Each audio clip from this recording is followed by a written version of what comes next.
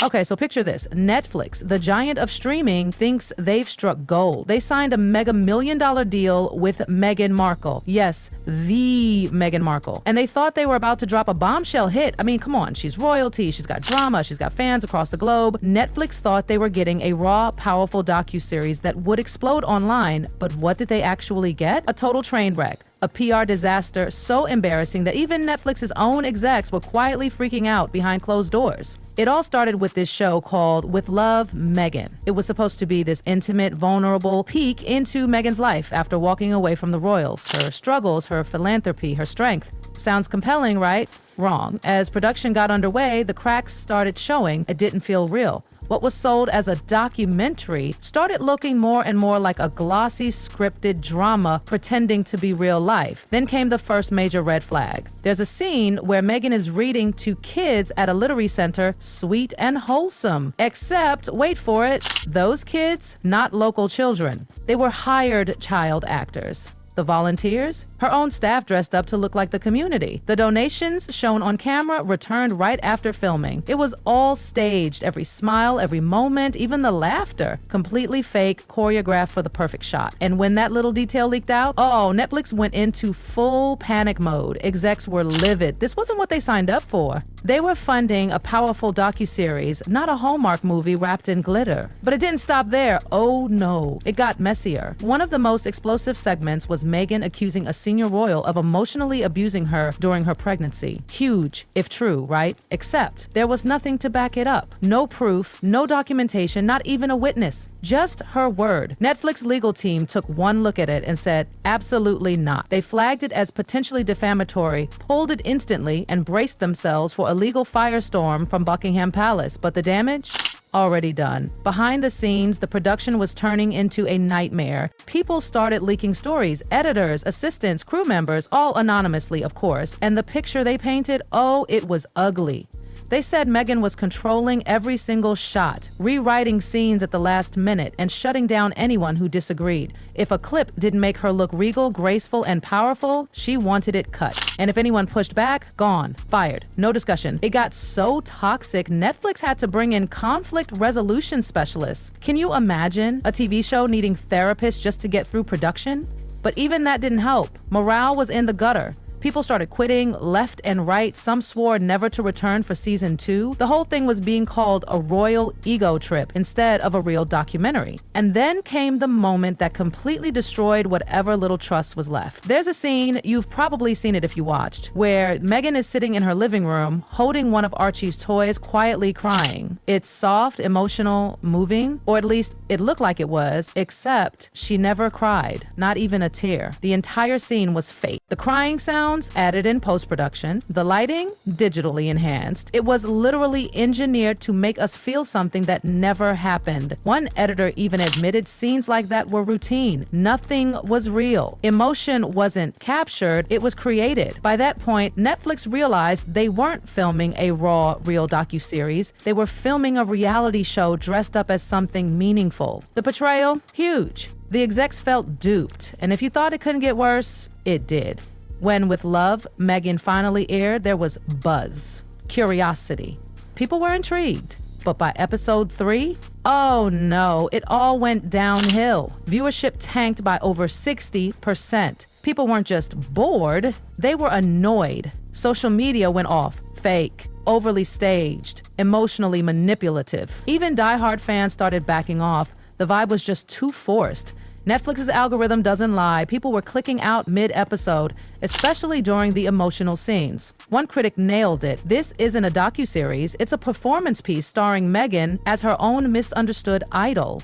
Ouch. The audience wasn't just disinterested, they were embarrassed for Netflix. So now that viewer trust was tanking, guess what happened inside Netflix? Total chaos. A leaked internal memo from the top bosses at Netflix started making the rounds, and it was brutal. No fluff, no sugarcoating. The words were icy cold. We can no longer treat Meghan Markle as an asset. She is a reputational liability, her content lacks credibility, and the backlash is damaging brand trust. From TLC's Mike Guthrie's, Meg Dion is requesting Day Ranger's Meghan for content approval. Day Ranger is responding that they were law dealing with Parise. Drop. Netflix was officially done playing nice. The memo wasn't just a slap on the wrist, it was a straight up red flag. The recommendation? Cancel all future projects tied to Meghan. Stop everything. Legal teams were told to go through every single frame of footage to make sure nothing could spark a lawsuit. Why? Because the show wasn't just embarrassing anymore, it was legally dangerous. And wait, it gets even weirder. You know those heartwarming clips showing Meghan's kids, Archie and Lilibet, playing and giggling at home? Well, when Netflix lawyers started fact-checking everything, they hit a wall. No release forms from filming locations, no third-party confirmations. In some clips,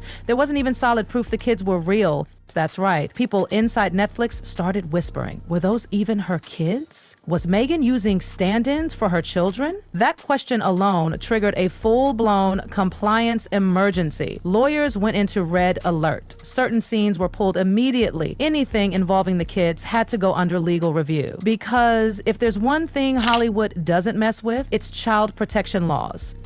And this show was dancing right on the edge. What was supposed to be sweet and maternal had now become a legal time bomb. And the stings just kept coming. Remember all the star power Meghan was supposed to bring in? Oprah, Serena Williams, Tyler Perry, even Michelle Obama was whispered to be involved, but one by one, they all said no. Some ghosted, others quietly dropped out citing creative differences. The truth? Nobody wanted to be tied to this chaos. The word around town was that Meghan wasn't just difficult, she was unpredictable. Producers tried to bring order, scripts were written, plans made, but Meghan would show up and change everything. Fire people, rewrite scenes mid-shoot, argue over everything. One insider summed it up perfectly. It wasn't a documentary, it was a dictatorship. She was running the show top to bottom, and no one could stop her. The experienced professionals were basically just set dressing, while Meghan steered the ship straight into the iceberg.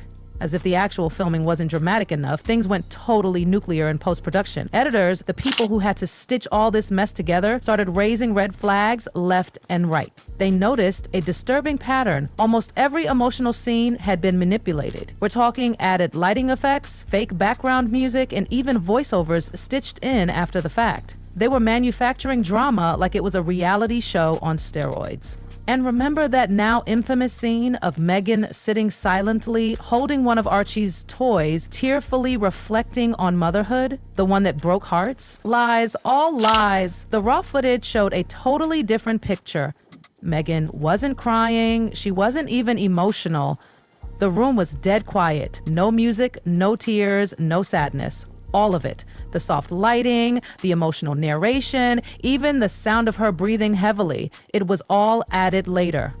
One editor literally said, "We weren't documenting her journey, we were fabricating one." But here's where the entire foundation really cracked. Someone noticed that one of Meghan's most emotional stories, a heartbreaking account of being racially profiled in a grocery store, sounded oddly familiar, like word for word familiar. A Reddit user compared her story to a viral post from 2017, and guess what? It was a direct copy. Almost every word matched. It was plagiarized. Meghan had taken someone else's pain, someone else's real experience, and passed it off as her own. People online were stunned. Outrage flooded Twitter, Reddit, TikTok, everywhere. And once internet sleuths got going, they didn't stop. More examples popped up. Quotes, metaphors, emotional lines, all lifted from blogs, articles, and old forum posts. It was like a patchwork of borrowed emotions stitched together to build a fake sob story. Netflix was beyond embarrassed. They were horrified. For a platform that prides itself on original storytelling, this crossed a major line. They weren't just dealing with a show that failed, they were dealing with fraud. While all this chaos unfolded, Netflix numbers started free-falling. Over 200,000 subscribers ditched the platform in the same quarter with Love, Meghan aired. Coincidence? Nobody thought so. Viewer trust crumbled. Loyal Netflix fans started questioning everything. Sponsors pulled out, shareholders got nervous. People were whispering in Hollywood, how did Netflix, the biggest streaming service on earth, let this happen? The pressure was enormous. And Meghan? Oh, she felt it too. Brands stopped calling, celebrities stopped replying, even tabloids that once obsessed over her every move started cracking jokes. She wasn't just controversial anymore, she was exhausting. Behind closed doors, Netflix began cutting ties, not publicly, not loudly, but definitely and completely. Their legal team started scrubbing content, drafting waivers, prepping for a possible lawsuit. Quietly, they decided Meghan was no longer a collaborator, she was a risk. The dream of Meghan building an Oprah-style media empire? Gone. The glitz, the brand deals, the documentaries crumbled under the weight of manipulation, fakery, and lies. Her Hollywood comeback had turned into Hollywood's cautionary tale. So after everything, the fake scenes, the legal nightmares, the backstabbing edits, the Reddit plagiarism scandal, Netflix had seen enough. They didn't hold a press conference. They didn't issue a formal statement. Nope, they just buried the whole thing. One insider said Netflix basically ghosted Meghan, quietly, coldly, like cutting off a toxic ex. The cameras may have still been rolling, but the world had already walked away. Netflix didn't just cancel with love Meghan to cut costs. They canceled it to cut ties, cleanly, permanently, and without looking back. Because in the end, even the most polished fiction can compete with the truth. And the truth? Meghan's show wasn't a docuseries. It wasn't vulnerable. It wasn't honest. It was a performance, a carefully engineered illusion. And illusions, no matter how beautiful, always break.